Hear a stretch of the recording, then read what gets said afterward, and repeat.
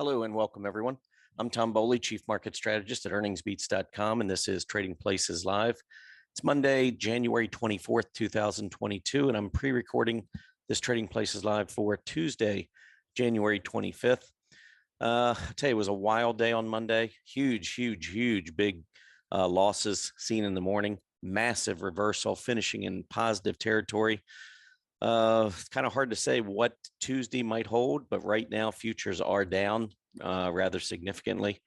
Right now they've got, let's see, Dow futures down about 182 points, which is about 0.5%. S&P 500 futures down about 36 points, about 0.8%. NASDAQ futures down a little bit more, 170 points, which is down a little more than 1%. But futures have been all over the place, and it's really hard to tell between now and Tuesday morning when the market opens where we're going to be.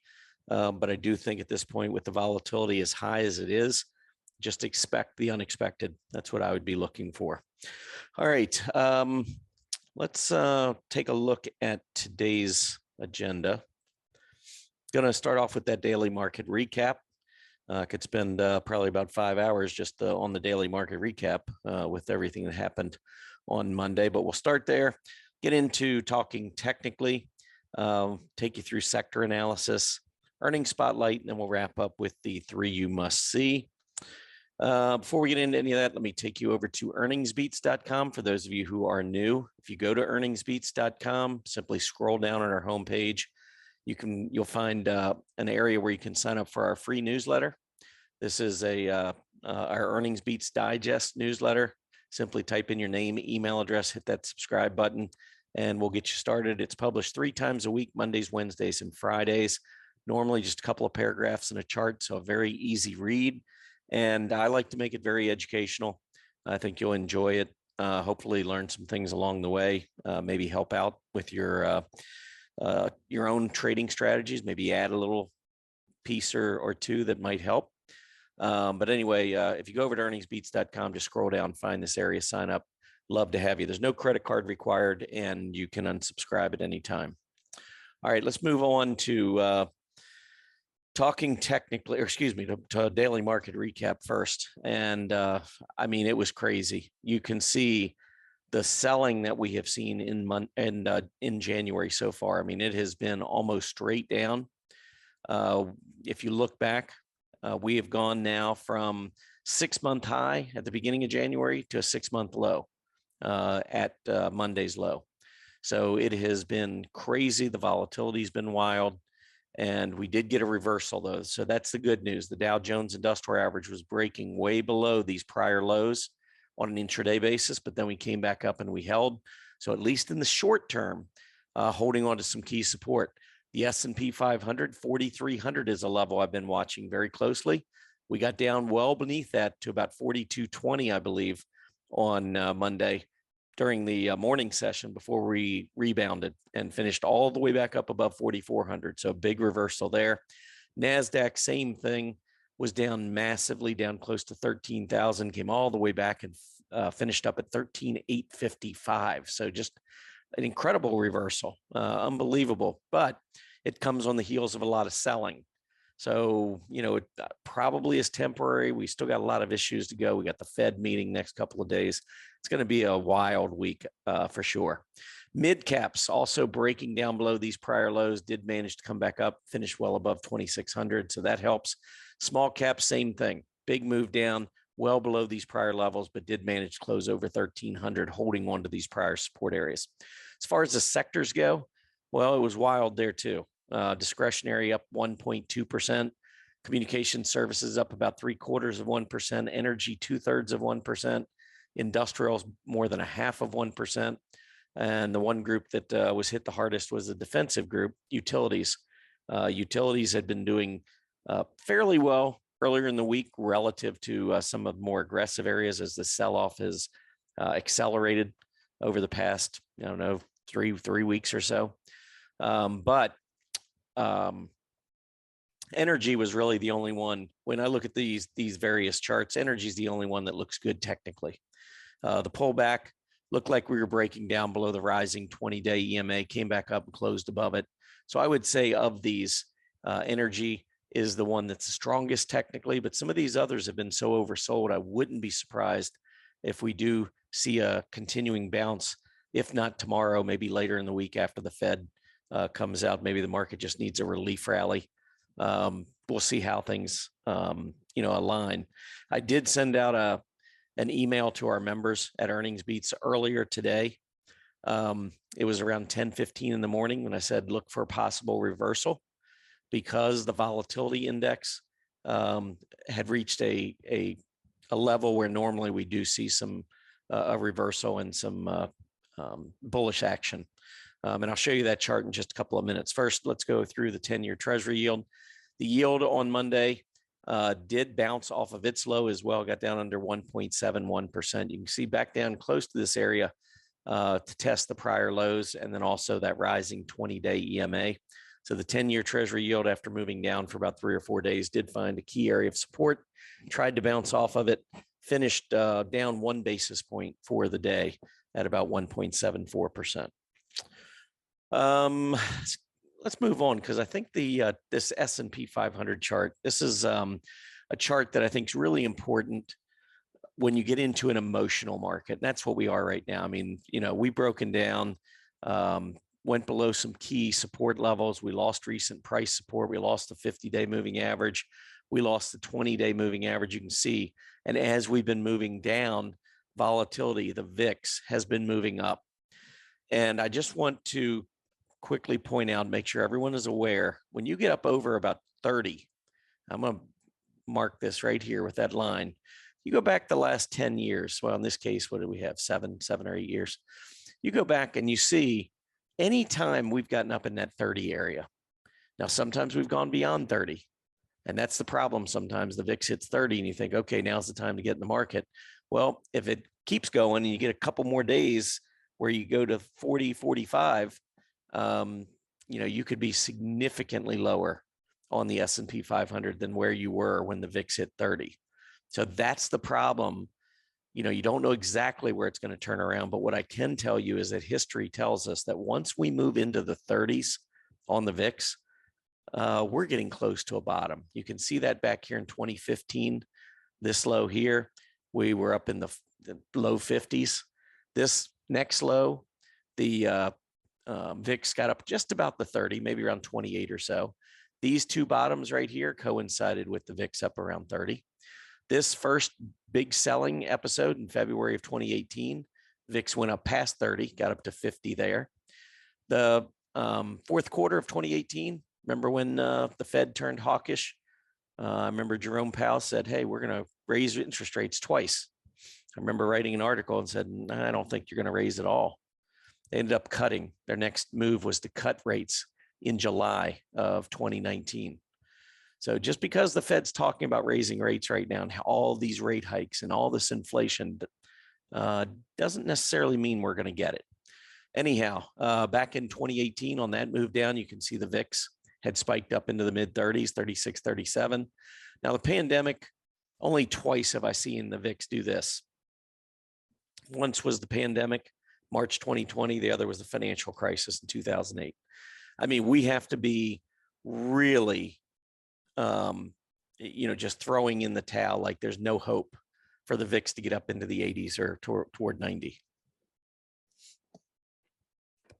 But that's what we saw back in the pandemic of 2020. And then we had these aftershocks, which took us up in the 40s. But, every one of these lows, when you go back and you look at all of these lows and you check where the VIX was, almost every time the VIX is in the 30s or around 30. You can go back in May, see that little dip right there coming back down to test the 50-day moving average.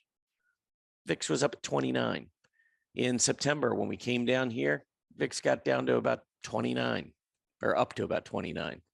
At the end of November, early December, when we came down and set this low, we moved into the 30s. And so yesterday, like I said, at 10:15, I sent an email out to members and I was like, okay, VIX is at 38. I mean, I'm not making this up. Anytime you get a VIX in this area, we should be looking for a big reversal. And we did start to reverse right after I sent that email out. Then we went down one more time. I think it was the middle of the day, maybe around 12 or 1 o'clock Eastern. the S&P 500 actually went and set a new low, and the VIX went up one more point, went from 38 to 39. And from there, that is when all the buying kicked in on the in the U.S. stocks, and the VIX settled down. It had gotten up to 39, and the VIX came down and closed at 29.90. So you can see what happens sometimes when the VIX gets up into that 30, 35, 40 area. It's just there's so much fear that you just run out unless you're, in the pandemic. This is, 30, 40. That's an area where you're normally going to print one of these bottoms. So it's time to at least be thinking about, starting to move into some long positions, even if it's, small positions, just trying to trade a little. I think when you get the VIX up into the 30s, that's the time when you can take a shot. Anyway, now where we go tomorrow, that's anybody's guess. I mean, and when you do have the VIX up in the 20s and 30s and even up into the 40s, I mean, these gaps up and down and all around can just be wicked. So I tend to stay in cash and trade during the day, and then get back out and get back in my cash if I'm going to trade. And I also tend to trade small percentages of my portfolio. I don't go crazy. You don't have to be quite honest. I mean, some of these stocks, when the VIX was at 38, 39, many of these stocks, especially some of the growth names, they reversed 10, 15% in a day, intraday. You don't have to get a lot of shares, and you don't have to hold overnight. I mean, you can take that money and run, move back to the sidelines. Anyhow, we'll see what happens on Tuesday, but Monday was quite the move. All right, so let's get rid of this chart here. And I wanted to show you the S&P 500. I've shared this with members. And I think I even may have shared this chart at Market Vision 2022. I can't remember if I went this far or not, but one of the things that I was looking at for 2022, and one thing I did say at Market Vision 2022 is that, to me, there would be a minimum pullback. I really believe there would be a minimum pullback of 10% to get down to test this 4,300 level. And I've been writing a lot of articles about how I felt like the market was set up for early weakness in 2022. Of course, I had no idea we were going to see the market drop from 4,800 to 4,200 in 3 weeks. That's a little crazy, but there were a lot of signs that the last move up in the S&P 500 in December was probably going to be a final hurrah for a little while. And so anyway, this pullback right here, I think this is a nice little neckline here. And the fact that intraday we went a little lower, I like that, because I like the downsloping nature of a head and shoulders pattern, because what it means is that you're breaking below those prior lows. So you're going through support once, rallying back up to hold it. The next time, if you go back through and you lose that level, that is very significant. Because look at the volume. There was a lot of buying that came in. There was a lot of support for the market intraday at 4,220 or whatever. But on a closing basis, we held that 4,300 level, closing back up at 44. So we've now established this as a really good support area. So I'm calling this the neckline. We break below 4,300, especially that intraday low 4,220. And I think the next leg's underway. So we're going to need to watch that. But this potentially is a left shoulder over here. So left shoulder, come down to the neckline, put in this little double-headed monster. That's your head. And then you come back down, put in the right side of the neckline. This, if we can bounce back up, if we trade around 4,300 and then come up, I think we could maybe get back to about the 4,500 level.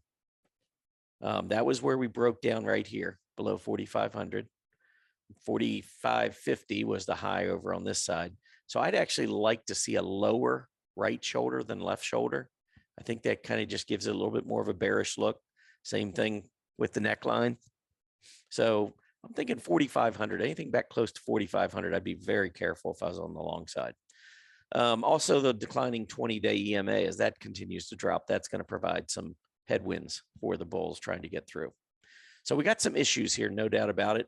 But if we were to go up to 4,500 or somewhere in here and print this right shoulder, and then break back down. I want to show you the measurement here. So first thing I would say is that the measurement from the recent low, or excuse me, the recent high, down to this neckline area, that's about 10.8%. So if I grab this and drag it down right to here, and I measure down another 10.8%. So let's say we get that right shoulder, we come down, we make this breakout or breakdown. That would measure another 10.88%, which would take us down to about 38.25. Now in Market Vision 2022, a few weeks ago, when we did this for our members, I said I thought 4,300 would be the minimum drop in 2022. And we now have hit that. So I don't have to worry about that anymore. We went down, went through that level, and kick saved it, at least for now. Unless the Fed does something to change its tune. I mean, we're going to have some crazy inflation numbers coming out the next couple of months. That is what I think is going to continue to drive the market lower. Talk of higher interest rates, whether or not we actually get it, I think is still up in the air. I am not in the camp that believes that we need to be raising rates a whole lot of times. I don't think we should raise rates at all, period. I think inflation comes back down on its own. I think it's a supply chain issue. I think it's all created out of the pandemic. And I think it's naturally going to come back down later this year. Just my opinion. You can disagree with me. That's fine. But if I'm right, I think the Fed, if they start raising, I think they're digging their own grave here in terms of the stock market. I don't believe that there should be rate hikes. I think that will do nothing but slow growth, which is, growth stocks already under a lot of pressure. And I'm not sure that they're not selling off more because of the Fed's inconsistency rather than the inflation and the interest rate scare. But again, just my opinion. But if we break down below this 4,300, don't lose sight of this measurement. I think 3,800, maybe even 3,700 could come into play down the road. All right, let's move on to a few industry groups that I wanted to talk about before we go to sector analysis. Let's just talk about some of these industry groups. So we've got clothing and accessories. And I wanted to pull this chart up. Let's stretch this out about 18 months. So you can see we broke out right here at the 340 area, I think it was. Yeah, 340. And then you can see these bottoms came in around 350. Look at what we did on Monday. Clothing accessories went down to 340, reversed back up to 360. That low that was set is pretty important low. We need to hold that. I think what we do probably is go up, hit this 20-day EMA, and then maybe come back down one more time. Then maybe we've got a positive divergence, and maybe we can sustain a little bit more of a move to the upside. We'll see. But I think that low that we saw on Monday is going to be one we want to keep an eye on. All right. How about the DJUSHD, which is the Durable Household Products Index? One thing I want to point out here, big test of support. I mean, you can see coming across here, many tests around 290. We went below that level intraday, came back up above. Thing that I like about this particular chart is that when you look back to February through May, this is when inflation spiked and a lot of areas of the market got hit pretty hard. Durable household products actually did really well during that period. And the fact that we've done this little kick save here, I think this is a group that could be poised to rise. Especially if it's the inflation, higher interest rate theme that's taking down a lot of growth stocks. I think this is a group that could avoid that and actually perform pretty well. Next up, toys. Toys have strengthened. We did get a breakout finally, but this was after a huge decline. I mean, the market was still setting new highs in December. Toys topped all the way back in February of last year. February of 2021, toys topped, and we lost more than 1/3 of the market cap of this entire index before recently gapping back up above the moving averages. And you can see we've got the 20 now back up above the 50. So we got that golden cross. The PPO crossed over the center line. Toys starting to look a little bit better here. A couple of other groups in consumer discretionary, and then we'll move on. Travel and tourism. I know there's one stock I've been watching pretty closely, Expedia, came down like everything else today. But eventually, I think that's a stock that could break out. I liked the fact that travel and tourism held on to this area of support. Pretty big area, 720, 725, I think is key support. We got down as low as 702 and then came storming back. And then the last one I'll just mention, autos. I'm a big Tesla fan. I think Tesla does well down the road. Short term, anything goes. When the market gets this volatile, you have to be careful. But I did like that kick save, nice little hammer, hanging on not just the recent price support, but also this breakout level right here at about 1100. We broke out and we actually went below 1100 and came back up above. So we did print a nice false breakdown, rally back, nice hammer. You know, many of these candlesticks do look like in the short term we could go a little higher. I would just be very, very careful if we make it back to 20-day EMAs. All right, sector analysis. So let's take a look at a few of these sectors just on an absolute basis. I do a lot of relative work, so I'm always looking at what's technology doing relative to the S&P 500. Well, I thought, you know, because we've had such big moves, I wanted to see how technology is doing relative to key support levels. And you can see here was a level where we had broken in at about 143. We haven't gone back down there yet, but we did get down to 146 and change today, going down below this prior low from October, but we did hold on. So I think we need to hold the low for Monday as support. Watch that 20-day. You see the failure at the 20-day back in mid-January. Another move back up to the 20-day. We want to be careful. We'd like to see it get through. XLY, I just showed you a bunch of industry groups from the consumer discretionary space. But here's the actual XLY. Big reversal off of this 175 level. I think 175 is pretty good support on this area. Got down to 172 intraday, came all the way back up to 182. So a nice kick save. XLC, this is communication services. This is the third of the aggressive sectors. It's continuing to downtrend. It broke down on Friday of last week below that early December low. So that did not have a good look. It looked like we were falling apart this morning. We reversed back. But I think that this gap resistance area in here, 74, 75, I think that area is going to prove to be very difficult to get through for the XLC. So I think even if in the near term we do bounce, I think we got another leg lower coming in communication services. All right, one group I just want to mention that is doing very well or has been relative to all the other groups has been consumer staples. So while all these other groups are rolling over, you can see consumer staples in December breaking out, and the pullback on Monday came down to test the 50-day, test that prior low, and it bounced off of it. So I think XLP looks pretty strong here. All right, let's keep moving on. How about earnings spotlight? So after the bell, we're starting to see more and more companies report earnings, and that's only going to pick up here the rest of this week and into the next few weeks. The volume of earnings reports is really going to be exploding. But IBM reported after the bell today. They missed on their top line. They missed on their bottom line. The stock went up 2.4% in after hours. So I'm not quite sure what message that sends, but IBM has a long history of not doing particularly well. I'm going to pull up a 15-year monthly chart. Look at IBM.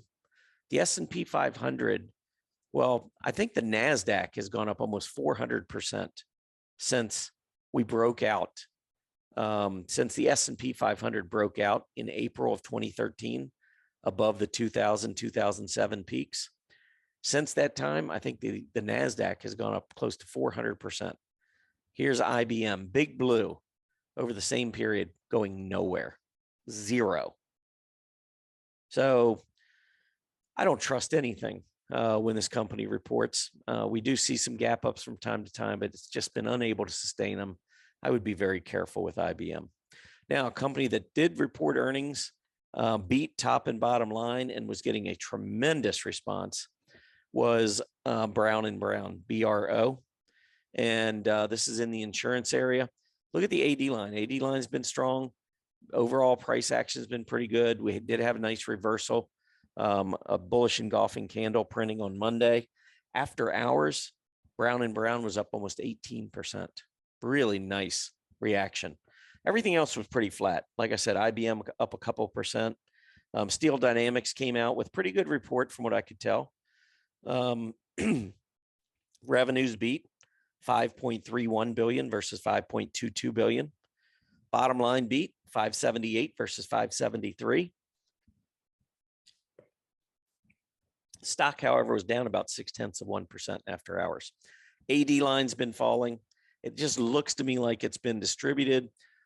We did break down below all these prior lows, moved to about an 8 or 9 month low on Steel Dynamics. So I think even with the strong earnings, if we do get any kind of a move back up to 57.5, 58, I think I'd be a seller until we can get back through and recapture these moving averages. I don't think it's going to happen, but anything can happen, I guess. Let's see, what else do we have? How about CR, Crane? Crane Company, they reported, they also beat top line revenues, 770 million. They were expecting to have 743 million. So pretty easy beat there. Bottom line, $1.25 versus $1.12. So earnings looked stronger than expected. They came in stronger than expected. But I'm showing after hours up 0.1%. Now, maybe it was just light and maybe there just isn't any volume. We'll have to see how this trades in the morning. But I'd like to see the stock get through about 108. If it can get through 108, I think it could run because it's been going sideways for a while. If it gaps up and fails, be careful because that AD line's been coming down very consistently for 5 months. And a gap up and then selling would only add to that. So be careful and watch for that. Couple of companies that'll be reporting tomorrow morning. So let's take a look. Johnson & Johnson. I like to look at the relative strength relative to the pharmas. It's been downtrending. I think there are others out there that are a lot better. So I would be careful there. How about we move into the aerospace area? RTX, this is Raytheon Technologies. Raytheon actually just set a new 52-week high versus its aerospace group. So don't be surprised if you see maybe a little surprise to the upside with Raytheon. American Express reports in the morning, AXP, relative strength. They set a high back in November, been trending lower since. I really want this stock to hold 150, 149, 150. Let's see. How about Lockheed Martin, LMT, in the defense area? It's actually up at about a 6-month relative high versus defense stocks. It did just recently move through 380, clearing that October high. It's been trending above its 20-day. AD line's weak, so you got some mixed signals here. But overall, I think this is one that, with growth stocks getting hit, this is a little bit more of a value play. I think this is one that could do fairly well. All right, let's get into the 3 you must see. Last 3. These are all stocks that have had some pretty big moves. Going to start with Pfizer. Pfizer with the big move back in November and December, pulling back recently. I think you got gap support here right around 51 that we're trying to hold on to. Next up, CS. This is Credit Suisse. I'm just bringing this one up. I mean, it's been horrible versus the banks. It's been a horrible performer, but it is at a major support level down here. Looked like it was breaking down intraday and it held. If it does break down, goes back to a new low, I'd be out. No questions asked there. Last one is Metchel Steel, MTL. Another one that went down, tested this major support level right here at about $2.50. We'll see whether or not we can hold that and begin to bounce. All right, that's it for me. I appreciate everybody tuning in. Be back on Wednesday morning for your next Trading Places Live over at earningsbeats.com. In the meantime, be safe, be careful. It's a really tough market out there, extremely volatile. Make sure you have your stops in play either way and expect the unexpected. Happy trading, everybody. Hey, Grayson Rose here with StockCharts. Thank you so much for watching. I hope you enjoyed that video. If you did, consider giving it a like down below, maybe leave us a comment, and if you're new to the channel, you can subscribe at the link up above. We're gonna bring you daily content from an incredible collection of technical analysts and financial experts.